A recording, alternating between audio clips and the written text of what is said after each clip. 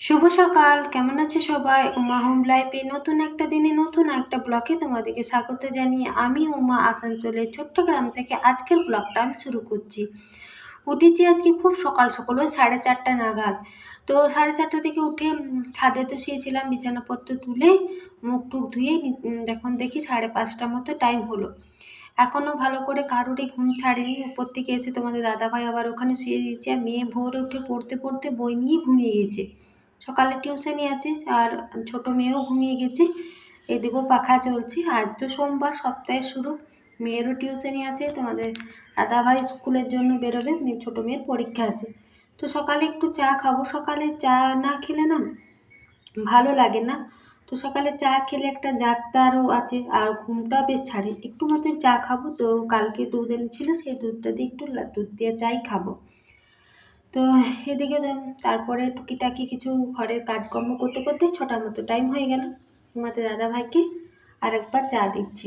আমি আর চা খাবো না, একবার খেয়েছি। এদিকে বড় মেয়েকে একটু তুলে দিলাম, 6টার থেকে ওর গ্রামেই টিউশনি আছে। ও চাটা খেয়ে আসলো 6টার থেকে টিউশন, এই গরমের মধ্যে। আর শীতও হলো, ওর 12 মাস 6টার থেকে টিউশনি থাকে। বড় মেয়ে আসলে পরে উঠানে দেখি দুটো লাল জবা ফুটেছে, আর এই সাদা সাদা পোকাগুলো গাছগুলো একদম খেয়ে দিচ্ছে। তো আমি এবারে ছোটোটাকে তুলছি, ওর বাবা তো চলে গেল, ওকে তুলে দিই, ওর পরীক্ষা আছে। আর গরমে জ্বালায় না, সারা রাত ভালো করে ঘুম হচ্ছে না। তা সকালে যেমন ঘুমটা ছাড়তেই চাইছে না, তো ওকে কষ্ট করে তুলে দিলাম। এদিকে ড্রেস ফ্রেস সব কিছু পরিয়ে দিয়েছি, চুলটা ছাড়িয়ে দিলে আর জুতোগুলো পরিয়ে দিলে মোটামুটি রেডি। এখন তো টিফিন কিছু বানিয়ে দিচ্ছি না। আর 9টাকেই তো চলে আসছে, এসে জলখাবার খাচ্ছে। কালকে সন্ধ্যেবেলা তোমাদের দাদাভাই মেয়েকে টিউশন আনতে সিঙ্গাড়া আর জিলাপি এনেছিল। ও জিলাপি খাবে না, ওর ভাগেরটা রয়ে গেছে, সেটাই বললাম টিফিনে দেবো, তো বলছে না। তো সবাই নিজের নিজের কাজে লেগে পড়েছে, বেরিয়েও গেছে। আমি এবার নিজের কাজ করি। এখন 8টা মতো টাইম হলো, তো সমস্ত কাজ টাজ করি। অনেক ভোর উঠেছি, তাও ধর এখনও কিছু কাজ হয়নি। তো সমস্ত কাজ টাজগুলো করি। 8টা থেকেই দেখো কত রোদ। আর একটা শ্রাদ্ধ বাড়ির নিমন্ত্রণ এসেছে। এই মাসে 2টো শ্রাদ্ধ বাড়ির নিমন্ত্রণ এলো, কিন্তু শাশুড়ি মা মারা যাওয়ার 1 বছর হয়নি। আমরা শ্রাদ্ধ বাড়িতে মানে ভোজ খেতে পাবো না আর কি। অন্নপ্রাশন বা বিয়ে বাড়িতে কিন্তু খেতে পাবো, এটা নিয়ম। আর এদিকে স্নান টান করে আজকে সাদা ফুল নিয়ে এসেছিলাম অনেকগুলো। তো ঠাকুরকে সুন্দর করে পুজো দিলাম। কাজগুলো তোমাদের সাথে আর শেয়ার করলাম না, কারণ বেলা হয়ে যাচ্ছে জানো তো, আর খুব বিরক্ত লাগছে, এত গরম পড়েছে। তাই চটপট করে তাড়াতাড়ি করে কাজগুলো সেরে নিয়েছি। এদিকে ভাত আমি নামিয়েছি, আগেই ভাত বসিয়েছিলাম। তোমাদের দাদাভাইও চলে এসছে, ওরা দুজনে বসে বসে মোবাইল দেখছে বা পিটিতে, ওকে চেনাচুর শসা টসা। তোমাদের দাদাভাইও ছোটো মতন ওই কার্টুন দেখতে দেখতে জলখাবার খাচ্ছে, গোপাল ভাঁড়। আর এইদিকে আমি ছোলার ডালটা সেদ্ধ করে নিয়েছি, আর এদিকে একটু একটা সিটি দিলেই খেড়ো আর কি, এই গরমের দিনে তো একদিনও বাড়িতে হয়নি, তো খেড়ো নিয়ে এসছে। খেড়োতে ভাঙা বুট ডাল দিয়ে করবো, আর ওই ভেন্ডি সেদ্ধ। আর ভাতে আলু দিয়েছি, বের করতে ভুলে গেছি। একটু চালও বেশি করে দিয়েছি, মানে যাতে রাতেও হয়ে যায়। আর আলু মাখা করব। আর কত রোদ দেখছো, তো চটপট করে রান্নাটা করার চেষ্টা করছি। আর আগুনও হয়েছে সেরকম, একদম আগুনে লাল হয়ে আছে। মাটি দেওয়া হয়েছে তো বেশ আগুন হচ্ছে কিন্তু চুলাটাতে। এই গরমের সময় সবজি বলতে খেড়ো, পটল, ঝিঙে এ সকলই সবজি। তো এই খেড়ো টেড়োগুলো মেয়েরা অত পছন্দ করে না, তোমাদের দাদাভাই আবার পছন্দ করে। একদিনও খেড়োর তরকারি হয়নি। আর খেড়োটা ভাঙা মানে ছোলার ডাল দিয়ে করছি, তাতে আর আলাদা করে আর ডাল করতে হবে না। তো যদি ঝাল বা ঘন্ট করতাম তাহলে আলাদা করে ডাল করতে হতো। তো গরমে পাচ্ছি মানে যতটুকু পাচ্ছি শর্টকাটে রান্না করার চেষ্টা করছি। আর হাবিজাবি মশলা কিচ্ছু আমি এখন কোনো তরকারিতেই দিচ্ছি না।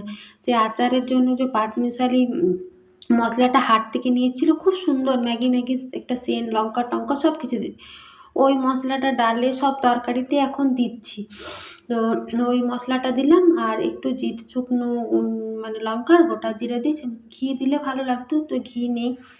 তো আমার ভাত এদিকে একটু গোটা লঙ্কা আর শুকনো লঙ্কা আর জিরে মানে তেল দিয়ে রেখেছি, আলু মেখে মাখবো আর কি। আর এদিকে আগুন অনেকটা আছে, রান্না মোটামুটি হয়ে গেছে।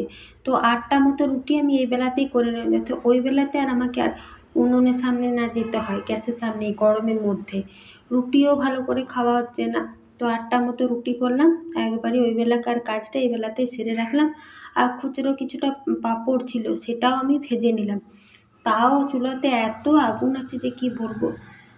ছোটোটা কোনো কিছু মানে এই পাঁপড় টাপড় ভাজলে পরে হাত মানে চায় যে দাও, মানে দাও মা খাবো, কিন্তু বড়টা চাই না খেতে, মানে অত খাবার গ্রাহ্য নেই। কিন্তু ছোটোটা যখন চাইলো তখন বললাম নিবি, তখন বলছে না।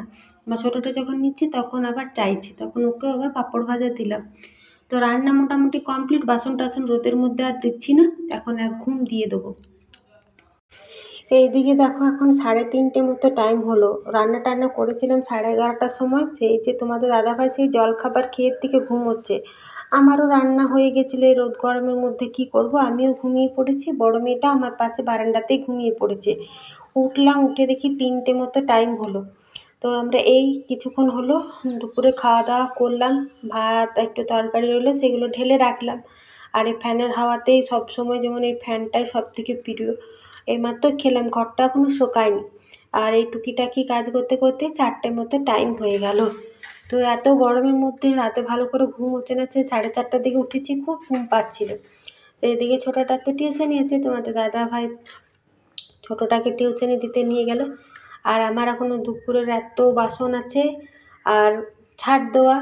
হ্যাঁ, চাটা খাইনি, চাটা একটু পরে খাবো, কারণ তোমার এই তো 3টের সময় ভাত খেলাম। তো বড় মেয়েটাও বলছে গরমে সাইকেল চালাতে পারছে না, বলছে বাবা তুমি বুনিকে দিয়ে এলে আমাকেও দিয়ে আসো। তো ও বললো তো আমাকেও দিয়ে আসো। তারপরে গেল, আবার কিছুটা দূর যেতেই মানে গ্রামেই বললো আজ টিউশনি পড়াবে না, মানে স্যারের বাড়ি থেকে মারা গেছে। তো ঘুরে এলো, তো তোমাদের দাদাভাই আমার কাছে এসে বলছে চা করো। আমিও কিছুক্ষণ আগে ভাত খেলে এখন আর চা করছি না, এখন আমার এত দেখছো বাসন আছে। আর দেখো এখনই 1 বালতি হয়ে গেল। তো মেয়েরা স্নান করে, তোমাদের দাদাভাই গরমে সারাদিন জামা প্যান্টগুলো এখন ময়লা হচ্ছে না, কিন্তু ঘামের গন্ধ। সকালে আরেক বালতি হয়ে যাবে, তো এখন বিকেলেই 1 বালতি কেচে নিই, তাহলে আমারই কিছুটা কম হবে। তো বিকেলে দেখো আমি বালতিতে জামা কাপড়গুলো কেচে নিলাম, বাসনগুলো ধুয়ে নিলাম। আর দুপুরে হনুমান এসেছিল, অনেক আম পেকে গেছে জানো, নষ্ট করলো ফেললো। আর ঢিল ছুঁড়লাম, তো উঠোনটা বিকেলে ঝাড় দিয়ে নিলাম, সমস্ত কিছু করলাম। নাইটিটা কেচে নিলাম, যেহেতু সন্ধ্যা লেগে গেছে, এবার সন্ধ্যা প্রদীপ দেবো। আর ছোটো মেয়ে টিউশনি থেকে চলে এলে, বড় মেয়ে এদিকে আলু চোপার করেছে, পেঁয়াজ চোপার করেছে, পকোড়ি ছাকছে খাবে। আর এদিকে আমি নাইটিটা একবারই কেচে নিয়েছি, দিয়ে বাইরে সন্ধ্যা লেগে গেছে, ঠাকুরের এখানে আমি সন্ধ্যা প্রদীপ দিয়ে চলে এসেছি। তো আজকে মানে জ্যৈষ্ঠী মাসের আজকে 2 না 3 হলো। তো প্রথম দিন থেকেই বেশ ভালো পরিমাণে গরম পড়েছে, বীভৎস পরিমাণে গরম। আর জ্যৈষ্ঠী মাসের গরমটা না সহ্য করা যায় না, বীভৎস লাগে। তো চলো, বাইরে তো সন্ধ্যা লেগেছে, সন্ধ্যাটা দিয়ে দিলাম। আর এদিকে এই জামা কাপড়গুলো সমস্ত কেচেছি, আমার নাইটি, তোমাদের দাদা ভাইয়ের জামা প্যান্ট, মেয়েদের প্যান্ট টেপ সব কিছু কাচা হয়েছে। এখন না শুকালো, সকাল সকাল মেলে দেবো, শুকিয়ে যাবে। তো বিকেলেও দেখো সংসারে কত কাজ থাকে।